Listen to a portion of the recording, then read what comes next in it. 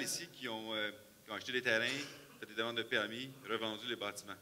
Juste à la main levée comme ça pour commencer. Là. OK? Comme une petite gang, c'est ça?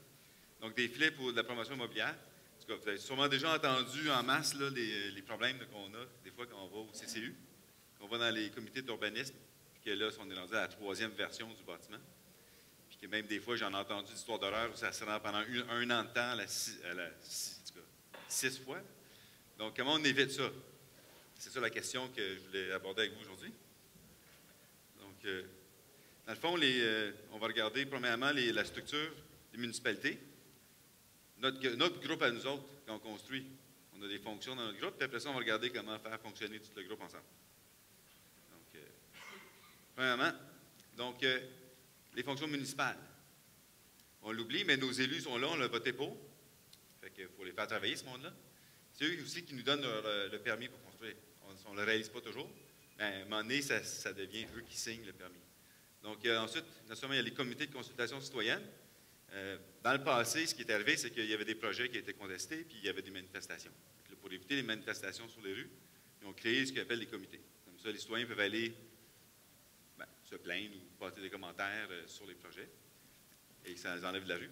Et finalement, il y a l'administration qui, eux, analyse nos projets et nous donne nos permis. Donc ici, j'ai fait des petits exemples d'organigramme municipal pour commencer. On va passer assez rapidement là-dessus. Donc, on a le conseil municipal qui sont finalement nos élus en bleu. Puis en rouge, on a toute l'administration de la ville. Puis en jaune, là-dedans, quelque part, on a quelqu'un qui demande de permis. Ça, c'est l'organigramme d'une petite municipalité. Ça, c'est Duhamel, dans le nord. Ici, on a Saint-Alexandre, ça Rive-Sud, qui est une municipalité moyenne. Là, quand ça commence à avoir un peu plus de monde, là, ici, on a justement un comité au cœur même de l'administration. Puis souvent, c'est placé entre les élus puis la grosse administration. Il y a des comités. Donc, il y a des comités d'urbanisme, il y a des comités de sport et loisirs, toutes sortes de comités pour écouter les citoyens. Et là-dedans, ici, on a le module qui nous intéresse, les demandes de permis. Ensuite, donc, c'est un modèle-là qui existe déjà pour les moyennes municipalités. Avant, ce genre de modèle-là, c'était juste pour les grosses. Montréal a commencé ça, mais c'est répandu partout, pas mal au Québec. Donc là, ici, on a, celle-là, c'est la ville de Gatineau. Ils l'ont mis un peu plus clair. On voit que les comités sont sur le côté. Il y a aussi des comités pour les élus. Donc là, il y a la machine avec un module pour les demandes de permis. Puis finalement, la ville de Montréal, il n'y a même pas ça, c'est l'organigramme est rendu tellement gros que les services de demande de permis n'existent même pas au sein de leur organigramme. Il faut aller dans les arrondissements, puis là, on trouve le module, puis sur le côté, on a toujours le CCU puis les livres. Donc, c'est juste une introduction. Donc, maintenant, si on regarde notre domaine à nous, naturellement, quand on fait un projet ou une activité, quelconque activité que ce soit, c'est, mettons, au Beau-Mexique, par exemple, hein, c'est en de l'année. Donc, ça va nous prendre de l'argent, naturellement. Ça va nous prendre un projet, comme par exemple ici, c'est d'aller au Mexique, puis une durée. On va y aller pour 2 semaines. Naturellement, quand on dit, par exemple, la qualité puis la quantité, bien, c'est la nature même du projet. On y va pour, dans le fond, dans quel niveau, un 5 étoiles, puis quel genre de service on va avoir. Donc, tout projet se résume, dans le fond, par ces 3 pôles-là. Dans notre domaine, naturellement, on sait que ça prend quelqu'un qui va acheter les terrains, qui va contrôler aussi l'argent, qui va payer pour la construction. Ensuite, on a naturellement des constructeurs, essentiellement, et des gens qui vont essayer de concevoir le projet pour le rendre le mieux possible. Souvent, là, on va amalgamer les 3 ensemble, ou 2. Des fois, il y a quelqu'un qui achète le terrain, qui est aussi constructeur. C'est pour ça que je demandais s'il y en avait qui avaient fait les 2 rôles. Des fois, ça se retrouve de l'autre côté. Souvent, c'est des ingénieurs qui ont acheté et qui font de la conception. Donc, souvent, les propriétaires, on parle de qui? On parle des maîtres d'œuvre, des promoteurs, des investisseurs, des prêteurs.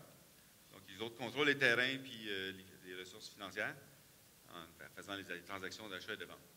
Les concepteurs, ça se retrouve à être les architectes, les ingénieurs, les autres consultants, des technologues aussi pour les bâtiments comme des maisons. Donc, non seulement le design, l'image de vente, les plans de construction, les permis, les CCU, les consultations publiques. C'est vraiment ici qu'on peut avoir de la documentation pour ça. Puis les constructeurs, les entrepreneurs généraux et spécialisés, avec les fournisseurs. D'autres contrôlent naturellement le temps et l'échéancier. Donc, ça, on revient juste dans notre petit triangle ici. C'est pour ça que E, c'est le temps, qualité, puis les ressources. Maintenant, comment est-ce que ce triangle-là correspond avec les villes? Donc, les propriétaires, si vous y pensez 2 minutes, sont en fait à vos souhaits. Donc, les propriétaires sont en fait soit un citoyen quand c'est une entreprise individuelle, et sinon, quand c'est un promoteur immobilier, bien, eux développent la ville. Dans les 2 cas, donc le propriétaire du projet, donc celui qui a le terrain, son interlocuteur premier, c'est l'élu, si vous y pensez. Et du fait même, c'est aussi la personne l'élu, c'est la personne qui est intéressée à parler avec ceux qui vont créer des nouveaux projets, parce que, bon, c'est naturellement des nouveaux votes, puis des nouvelles taxes. Ensuite, les concepteurs, c'est les professionnels, que ce soit des technologues, des ingénieurs, des architectes. Eux, leur job, c'est de faire des plans et des devis, conformes au zonage, s'assurer de la qualité. Puis ensuite, les constructeurs aussi, la qualité des travaux, c'est eux qui l'appliquent puis qui le construisent, naturellement, vous. La plupart des présentations de la journée portent sur la qualité des travaux. Et aussi la sécurité physique, la sécurité sur les chantiers. Donc, ensuite, quand on amène ça, donc, on fait des couples, on se rend compte assez vite que les élus, dans le fond, et les propriétaires, il faut qu'ils se parlent. Si on ne veut pas que nos projets bloquent, que nos projets roulent, qu'il y ait bien, il faut vraiment créer une synergie et un esprit de groupe. Les comités de citoyens, naturellement, ça va mieux avec les architectes ou les technologues, je n'ai pas mis tout le monde, mais ceux qui sont capables de présenter des images et des documents clairs. Et ensuite, on a l'administration, qui, elle, justement, on va regarder en détail tantôt. Donc, les architectes, les ingénieurs, les technologues et les entrepreneurs généraux font affaire avec eux. Donc, on va regarder un peu un petit détail. Là, ça, c'était une petite introduction. Là, on va commencer à regarder ici. Alors, on a ici, donc, les propriétaires et les élus municipaux. Donc, il faut faire une première approche. Quand quelqu'un achète un terrain et vous avez un client, par exemple, il faut lui demander est-ce que vous avez parlé avec l'élu? Est-ce que vous savez? Donc là, naturellement, quand la personne se présente, votre client, qui est le propriétaire, il peut parler de ses intérêts, de ses points communs, essayer de créer un lien physique, humain, avec l'élu. Il faut comprendre que les élus, c'est des bêtes sociales. C'est des gens qui sont en politique, ils aiment parler au monde, ils vont dans des épluchettes de blé d'Inde, puis dans des soupers spaghettis, fait qu'ils sont pas... Les autres, ils n'aiment pas ça se cacher. Ils aiment ça rencontrer du monde. Mais en plus, si c'est des gens comme nous, qui viennent construire et développer leur ville, ils adorent leur ville, c'est pour ça qu'ils ont été élus. Donc, essayez de créer un lien, un point commun avec eux. Naturellement, votre expertise. Il faut comprendre que les élus, là, la plupart du temps, sont des gens qui ont étudié, ça dépend dans les municipalités, mais souvent, c'est des avocats, souvent, c'est des économistes. À Montréal, il y a beaucoup de travailleurs sociaux qui font de la politique. Donc, ils arrivent de toutes sortes de milieux, mais ils n'arrivent pas d'un milieu technique comme le nôtre. Ils ne connaissent pas la construction, ils ne savent pas. Donc, il faut les éduquer. Nous, on l'a. Donc, il faut aller les voir, leur parler de qu'est-ce qu'on va apporter de plus. Puis, des fois, eux, ils s'arrêtent juste à l'image de notre projet, mais souvent, vous, les constructeurs, vous avez des intentions, ou le propriétaire a des intentions qui sont supérieures, comme on parlait d'isolant tantôt. Ben, c'est un sujet d'efficacité énergétique. Les élus ne sont pas insensibles à ça parce qu'un élu qui veut l'amélioration de sa population, c'est sûr qu'il va vous écouter et va faire « Ah ouais, OK, c'est là l'intérêt de votre projet. » Ce n'est pas nécessairement écrit dans les plans clairement comme ça. Oui?